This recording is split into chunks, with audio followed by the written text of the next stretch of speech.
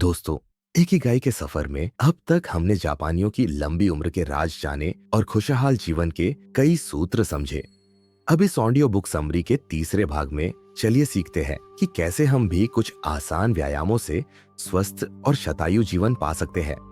Blue zone के अध्ययन बताते हैं कि लंबी उम्र वाले लोग जरूरी नहीं कि सबसे ज्यादा व्यायाम करने वाले हो, बल्कि वे ज्यादातर पैदल चलने वाले होते हैं। लेखक जब औगुनी गांव गए तो उन्होंने देखा कि 80-90 साल के लोग भी सक्रिय जीवन जी रहे हैं। वे बैठे बैठे खिड़की से बाहर नहीं ताकते या अखबार में डूबे नहीं रहते, बल्कि औगुनी के निवासी खूब चलते फिरते हैं, पड़ोसियों के साथ कैरोके गाते हैं, सुबह उठकर नाश्ते से पहले ही बगीचे में घास काटने निकल जाते हैं। वे जिम नहीं जाते, न ही जोरदार कसरत करते हैं, लेकिन अपनी दिनचर्या में चलना फिरना कभी नहीं छोड़ते। अगर हम शहर में रहते हैं तो शायद हर दिन कुदरती तरीके से चलना मुश्किल हो, लेकिन हम ऐसे व्यायाम कर सकते हैं जो सदियों से शरीर के लिए अच्छे माने जाते रहे हैं। योग, जो मूल रूप से भारत से है, जापान समेत पूरी दुनिया में लोकप्रिय हो रहा है। चीन के चीकोंग और ताई ची भी शरीर, मन और आत्मा को संतुलित करके ताकत, खुशी और शांति के साथ दुनिया का सामना करने में मदद करते हैं। इन्हें युवावस्था का अमृत माना जाता है और विज्ञान भी इस बात का समर्थन करता है। ये हल्के व्यायाम कमाल के फायदे देते हैं, खासकर बुजुर्गों के लिए जिन्हें फिट रहने में दिक्कत होती है। ताई ची ऑस्टियोपोरोसिस और पार्किंसंस जैसी बीमारियों को धीमा करने, मांसपेशियों को मजबूत बनाने और लचीलापन बढ़ाने में मदद करता है। इसके भावनात्मक फायदे भी उतने ही जरूरी है। ये तनाव और डिप्रेशन के खिलाफ एक ढाल की तरह काम करता है। आपको हर दिन जिम में घंटों बिताने की जरूरत नहीं है, जैसा कि जापानी शतायु लोग दिखाते हैं। बस अपने दिन में थोड़ी हलचल जोड़ दीजिए और इन पूर्वी अभ्यासों को नियमित रूप से करना एक शानदार तरीका है। इस किताब में लेखक ने रेडियो ताइसो का भी जिक्र किया है।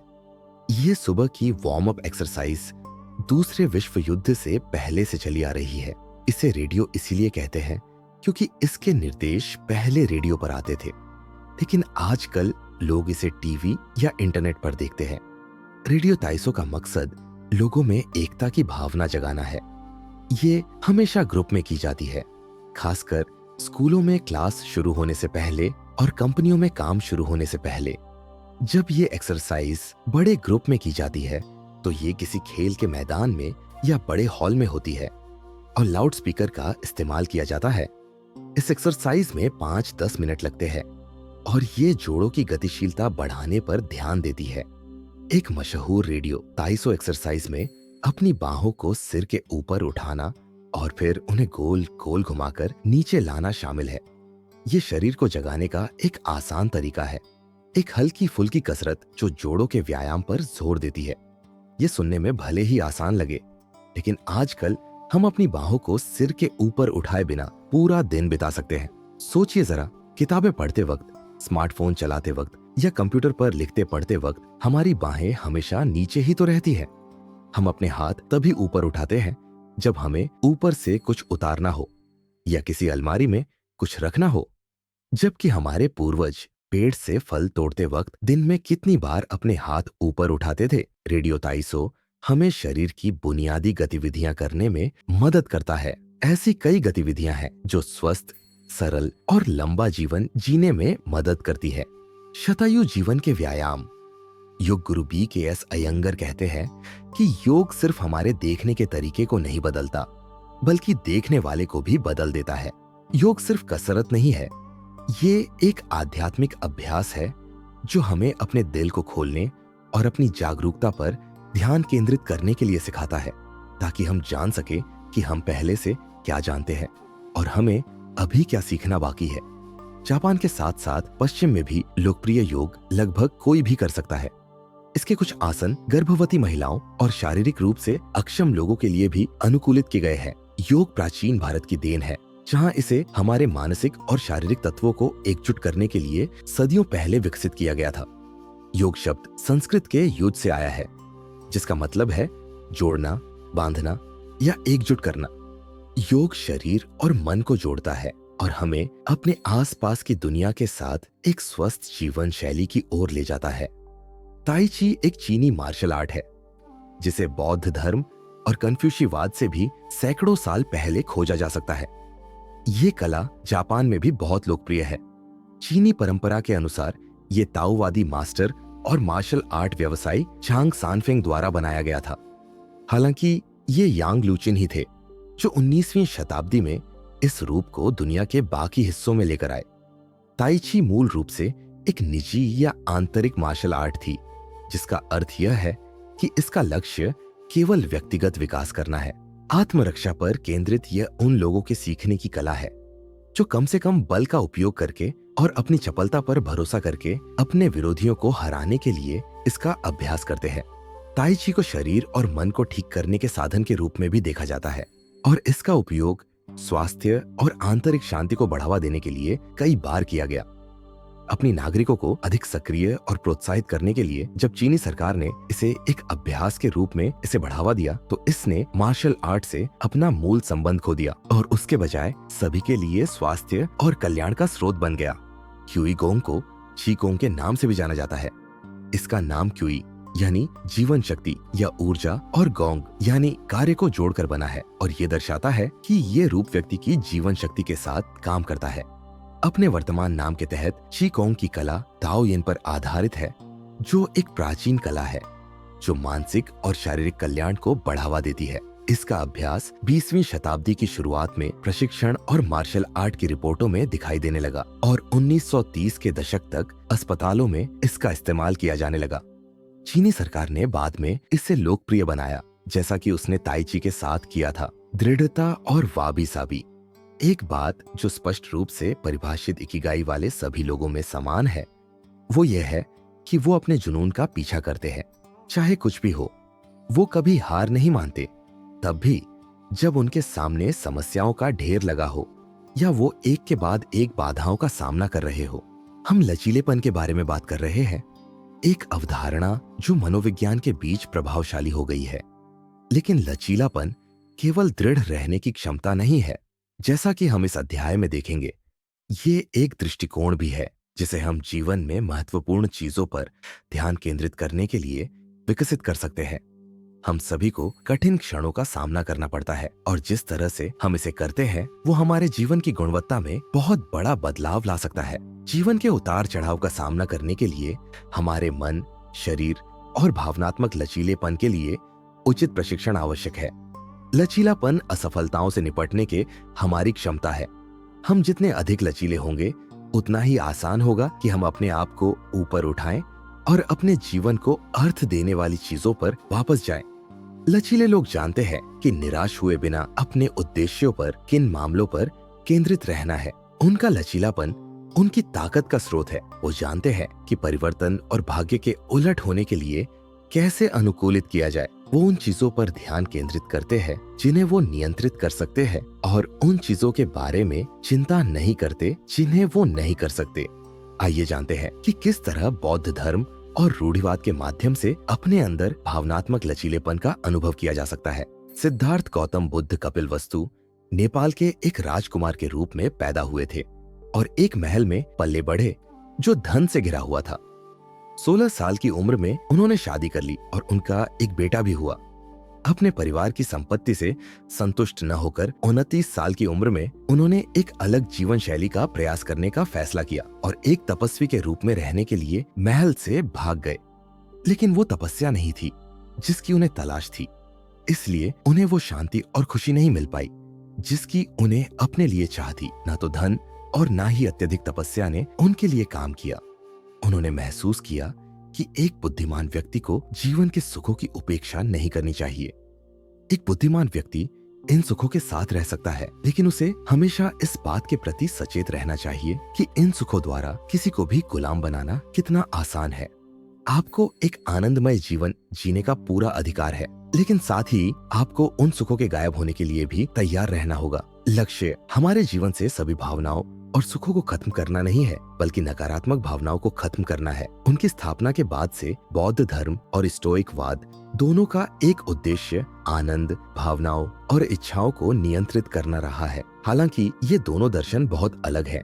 लेकिन फिर भी इन दोनों का ही उद्देश्य हमारे अहंकार को रोकना और हमारी नकारात्मक भावनाओं को नियंत्रित करना है। स्टोइकवाद और बौद्ध धर्म दोनों ही अपने मूल में भलाई के अभ्यास के तरीके हैं। स्टोइकवाद के अनुसार हमारे सुख और इच्छाएं समस्या नहीं है, हम उनका आनंद तब तक ले सकते हैं जब तक वो हम पर नियंत्रण नहीं रखते।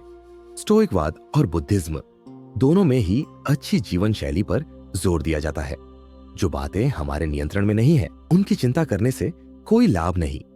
हमें यह पता होना चाहिए कि हम कौन सी चीज बदल सकते हैं और कौन सी नहीं। इस जानकारी से हमें नकारात्मक भावनाओं को रूप देने में मदद मिलेगी। दृढ़ लोगों को यह पता होता है कि कभी भी निराशा का शिकार न होते हुए अपने लक्ष्य पर ध्यान केंद्रित करते हुए कैसे जीना है। हम जितनी जल्दी अपनी समस्याओं का सामना करेंगे उतनी ही जल्दी वहां से बाहर निकल पाएंगे। अर्थपूर्ण जीवन जीने का इसके अलावा और कोई रास्ता नहीं है। नकारात्मकता से बचें। नकारात्मकता से बचते हुए अपनी राह में आने वाली चुनौतियों का सामना कैसे करें।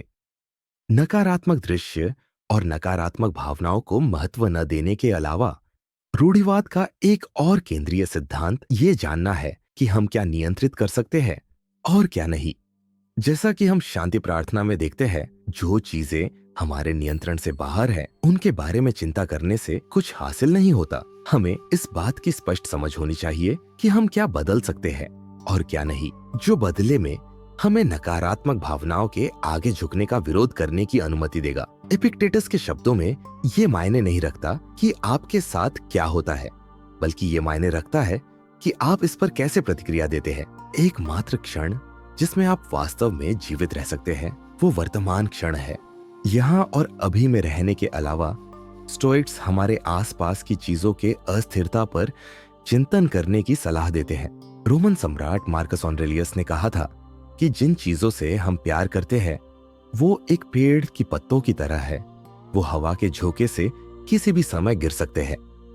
उन्होंने ये भी कहा कि हमारे आसपास की दुनिया में परिवर्तन अचानक नहीं होता, बल्कि ब्रह्मांड के सार का हिस्सा है। देखिए, हमें ये कभी भी भूलना नहीं चाहिए कि हमारे पास जो कुछ भी है और जिन लोगों से हम प्यार करते हैं वो किसी ना किसी बिंदु पर गायब हो जाएंगे। ये कुछ ऐसा है जिसे हमें ध्यान में रखना चाहिए, लेकिन निराशावाद के आगे झुके बिना। चीजों की नश्वरता के प्रति जागरूक होने से हमें दुखी होने की आवश्यकता नहीं है। यह हमें वर्तमान क्षण और हमारे आसपास के लोगों से प्यार करने में मदद करता है। सभी चीजें मानव, अल्पकालिक और विनाशकारी है। संसार के अस्थायी, अल्पकालिक और अस्थायी प्रकृति केवल बौद्ध अनुशासन के केंद्र में है। इसे हमेशा ध्यान में रखने से हमें नुकसान के समय अत्यधिक दर्द से बचने में मदद मिलती है। क्षणभंगुर, अस्थिर और सदा बदलने वाला ये जग बौद्ध शिक्षा का केंद्र बिंदु है। इस बात को याद रखने से किसी भी सांसारिक चीज के खो जाने या दूर जाने की वजह से दुख नहीं होता है। वाबी साबी एक जापानी अवधारणा है जो हमें अपने आसपास की दुनिया की क्षणभंगुर, परिवर्तनशील और अपूर्ण प्रकृति की सुंदरता दिखाती है। पूर्णता में सुंदरता की तलाश के बजाय हमें इसे उन चीजों में देखना चाहिए जो त्रुटिपूर्ण है, अधूरी है। परिपूर्णता में सुंदरता खोजना कोई बड़ी बात नहीं है। किसी छटके हुए बर्तन में सुंदरता खोजना एक कला है। इसलिए जापान के लोग हमेशा ऐसी कहावतें टूटे हुए कप पर या अपूर्ण चीजों पर लिख कर रखते हैं।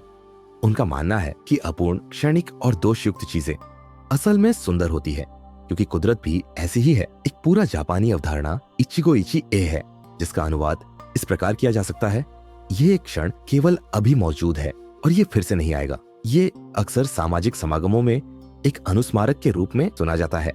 हर मुलाकात, चाहे दोस्तों, परिवार या अजनबियों किसी के भी साथ हो, अद्वितीय होती है और कभी भी दोहराई नहीं जाएगी।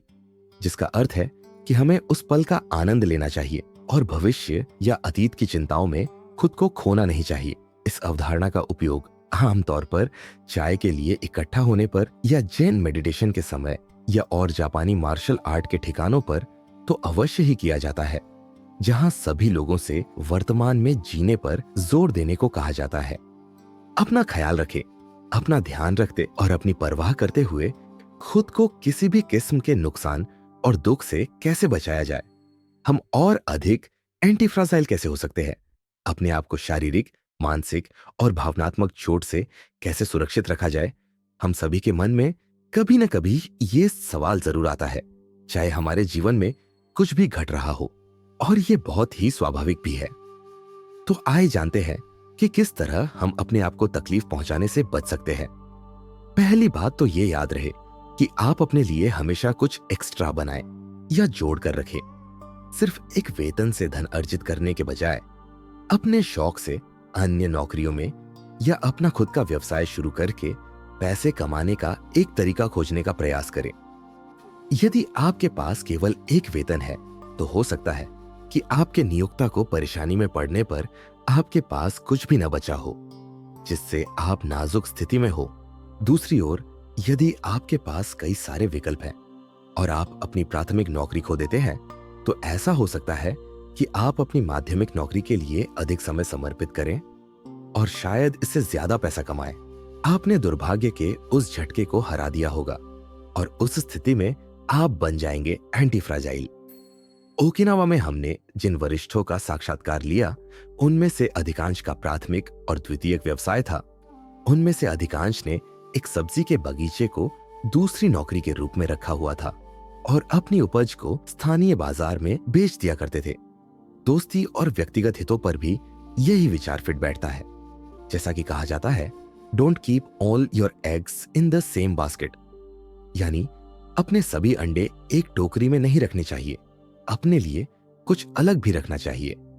रोमांटिक रिश्तों के क्षेत्र में कुछ लोग ऐसे भी होते हैं जो अपनी सारी ऊर्जा अपने पार्टनर पर लगाते हैं और उसे अपनी पूरी दुनिया बना लेते हैं। यदि रिश्ता नहीं चलता तो वो लोग सब कुछ खो देते हैं, जबकि अगर उन्होंने रास्ते में मजबूत दोस्ती और पूर्ण जीवन की खेती की हो तो वो रिश्ते के अंत में आगे बढ़ने के लिए एक बेहतर स्थिति में होंगे। इसे ही एंटी फ्राजाइल होना कहते हैं। आज आप भी सोच रहे होंगे, मुझे एक से अधिक वेतन की आवश्यकता नहीं है और मैं उन मित्रों से खुश हूँ जो मेरे पास हमेशा रहे हैं। मुझे कुछ नया क्यों जोड़ना चाहिए?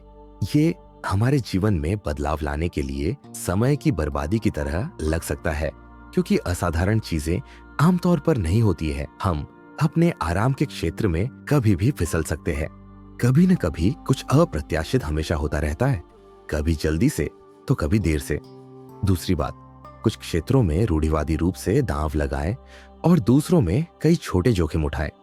इस अवधारणा को समझाने में वित्त की दुनिया बहुत उपयोगी साबित होती है। देखिए, यदि आपके पास $10,000 बचे हुए हैं तो आप उनमें से $9,000 को एक इंडेक्स फंड या सावधि जमा में डाल सकते हैं और शेष $1,000 को 10 स्टार्टअप में निवेश कर सकते हैं जिसमें बड़ी विकास क्षमता है।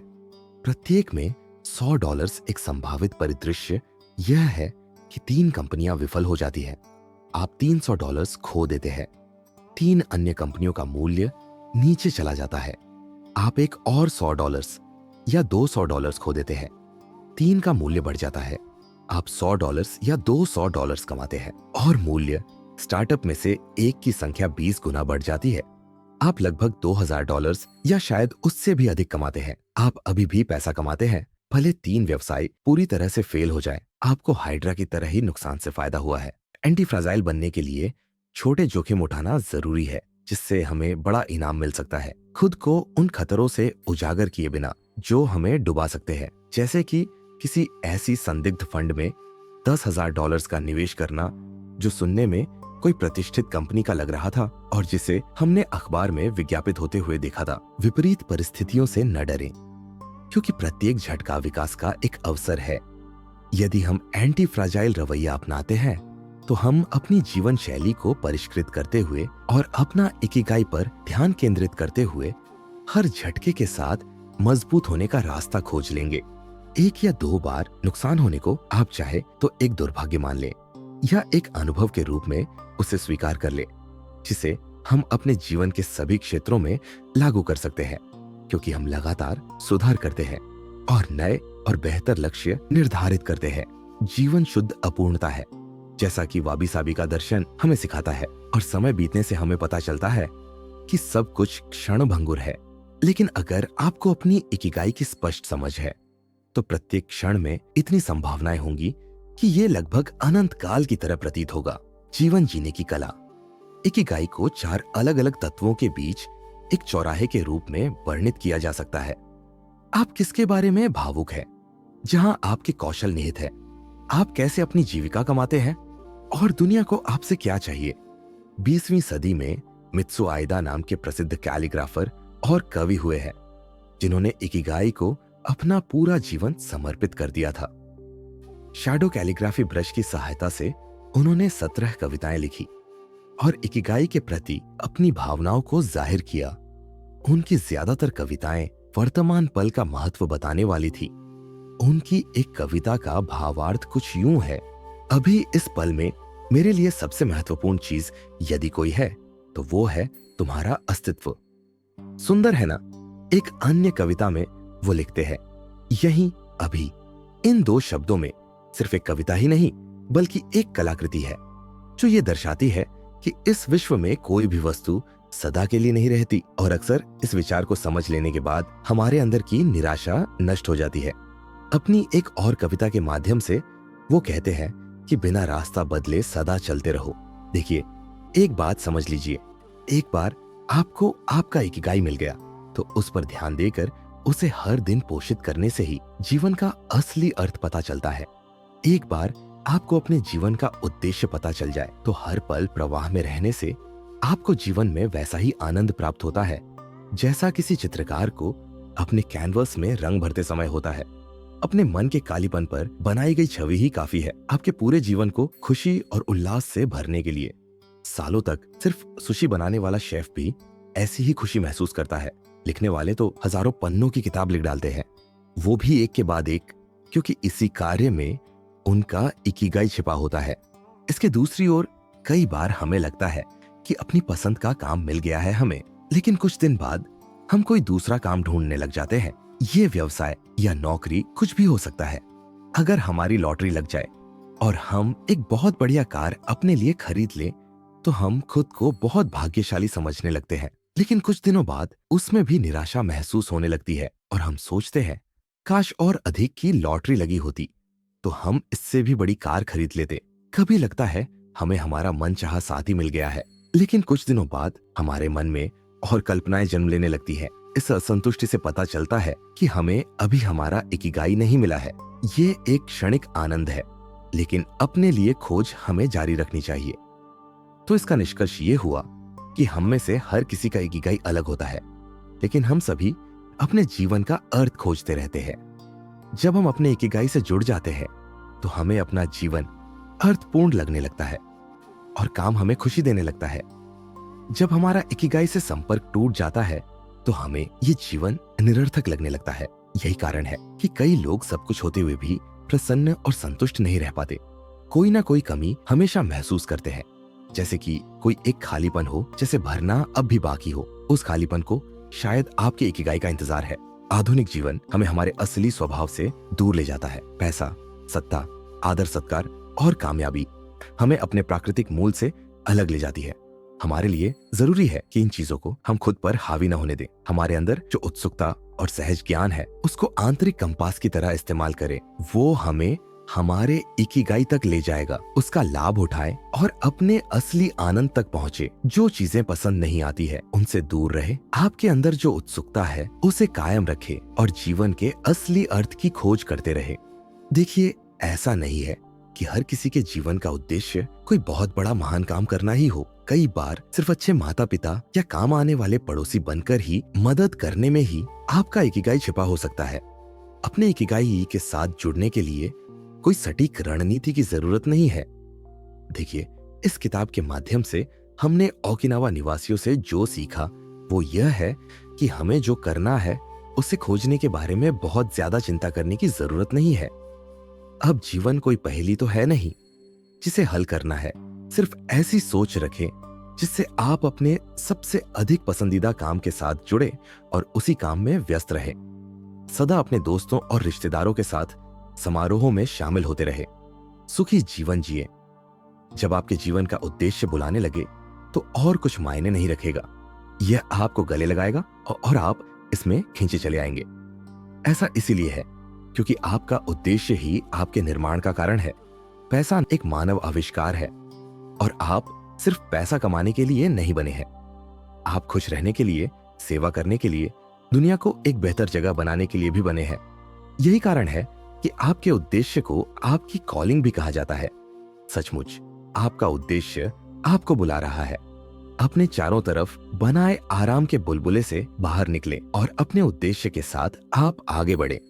फिर जादुई रूप से देखें कि कैसे दरवाजे खुलते हैं, कैसे प्रासंगिक लोग आपके जीवन में आते हैं और आप वो सब करते चले जाते हैं जो आप करना पसंद करते हैं और करने के लिए बने हैं।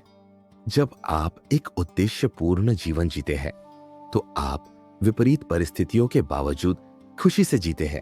इकिगाई के 10 नियम। तो आइए चलते चलते जीवन की इस अबूझ पहेली को सुलझाने वाली इकिगाई की इस यात्रा को उन 10 नियमों के साथ समाप्त करते हैं जिन्हें इस किताब के लेखकों ने ओकिनावा में रह रहे लंबे समय तक जीवित रहने वाले निवासियों के ज्ञान से प्राप्त किया है। सक्रिय रहे, सेवानिवृत्त नहीं।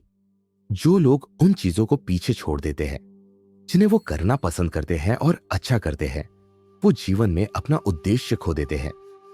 इसलिए आपकी आधिकारिक पेशेवर गतिविधि समाप्त होने के बाद भी मूल्यवान चीजों को आपको करते रहना चाहिए। प्रगति करना, दूसरों के लिए सुंदरता या उपयोगिता लाना, मदद करना और अपने आसपास की दुनिया को आकार देना बहुत महत्वपूर्ण है। अपने जीवन को धीमी गति से लें। जल्दी में होना जीवन की गुणवत्ता के बिल्कुल विपरीत है। जैसा कि पुरानी कहावत है, धीरे चलो और तुम बहुत दूर जाओगे। जब हम तत्कालिकता को पीछे छोड़ते हैं तो जीवन और समय नए अर्थ ग्रहण करते हैं। याद रखें, जल्दी का काम शैतान का। पूरी तरह पेट को न भरे। जब लंबी उम्र के लिए खाने की बात आती है तो कम खाना हमेशा फायदेमंद होता है। 80% नियम के अनुसार अधिक समय तक स्वस्थ रहने के लिए हमें खुद को स्टफ करने के बजाय, यानी खाने से पूरी तरह ठूस लेने के बजाय, अपनी भूख से थोड़ा कम खाना चाहिए। और अगर आप हफ्ते में 5 दिन खाकर 2 दिन उपवास कर सके तो फिर बात ही क्या। पेट को आराम देने का इससे अच्छा उपाय और कुछ हो ही नहीं सकता। अपने आप को अच्छे दोस्तों से घेरे। दोस्त आपके लिए सबसे अच्छी दवा है। एक अच्छी बातचीत या किसी गंभीर मसले पर चिंता व्यक्त करने के लिए, कहानियों को साझा करने के लिए जो आपके दिन को रोशन करती है, सलाह लेने के लिए, मौज मस्ती करने के लिए, सपने देखने के लिए, इन सभी कामों के लिए आपको अच्छे दोस्तों की जरूरत है। दूसरे शब्दों में इसी को जीना कहा गया है। अपने अगले जन्मदिन के लिए थोड़ा सा शेप में आ जाइए, मुस्कुराइए। एक हंसमुख रवैया न सिर्फ आपको बल्कि आपसे मिलने वाले हर इंसान को आराम देता है। ये दोस्त बनाने में भी मदद करता है। उन चीजों को पहचानना अच्छा है जो इतनी महान नहीं है, लेकिन हमें ये कभी नहीं भूलना चाहिए कि संभावनाओं से भरी दुनिया में यहाँ और इस पल में होना कितनी बड़े सौभाग्य की बात है। प्रकृति के साथ फिर से जुड़े। हालांकि इन दिनों अधिकांश लोग शहरों में रहते हैं, लेकिन मनुष्य चाहे तो खुद को प्राकृतिक दुनिया का हिस्सा बना सकता है। अपने घर में पौधे लगाएं, चिड़ियों के लिए दाना और पानी रखें और काम के बीच में अपनी बैटरीज को रिचार्ज करने के लिए अक्सर किसी प्राकृतिक सुंदरता वाले स्थान पर घूमने जाएं। धन्यवाद दें आपके पूर्वजों को, प्रकृति को, जो आपको ये हवा प्रदान करती है जिसमें आप सांस लेते हैं, और जो भोजन आप खाते हैं, आपके मित्रों और परिवार को, वो सब कुछ जो आपके दिनों को रोशन करता है और आपको जीवित रहने के लिए भाग्यशाली महसूस करवाता है। हर दिन धन्यवाद देते हुए कुछ पल बिताएं और देखिएगा कि आपकी खुशियों का भंडार इससे कैसे बढ़ता जाएगा। इस पल में जिए, हर पल में जिए। अतीत पर पछतावा करना और भविष्य से डरना बंद कर दे। आज और अभी आपके पास सब कुछ है, इसे याद रखने लायक बनाए। वैसे भी एक दिन सब नष्ट हो ही जाना है, तो जो भी है बस यही एक पल है। अपने इकिगाई को खोजें और फिर पूरे मन से उसका पालन करें। आपके अंदर एक जुनून है, एक अनूठी प्रतिभा है जो आपको होने का अर्थ देती है और आपको अंत तक अपना सर्वश्रेष्ठ साझा करने के लिए प्रेरित करती है। जीवन इससे सुंदर और कुछ नहीं। यकीन मानिए, यदि आप अभी नहीं जानते कि आपकी इकिगाई अभी तक क्या है, तो जैसा कि विक्टर फ्रैंकल कहते हैं, आपका मिशन है इसे खोजना। और हमें पूरा पूरा विश्वास है कि आप अपना इकिगाई जरूर हासिल करेंगे। आपका दिन और आने वाला जीवन शुभ हो, इसी कामना के साथ नमस्कार। अगर आपको यह समरी पसंद आई तो लाइक और शेयर जरूर करें और हमारे चैनल को सब्सक्राइब करके हमें सपोर्ट करें। धन्यवाद।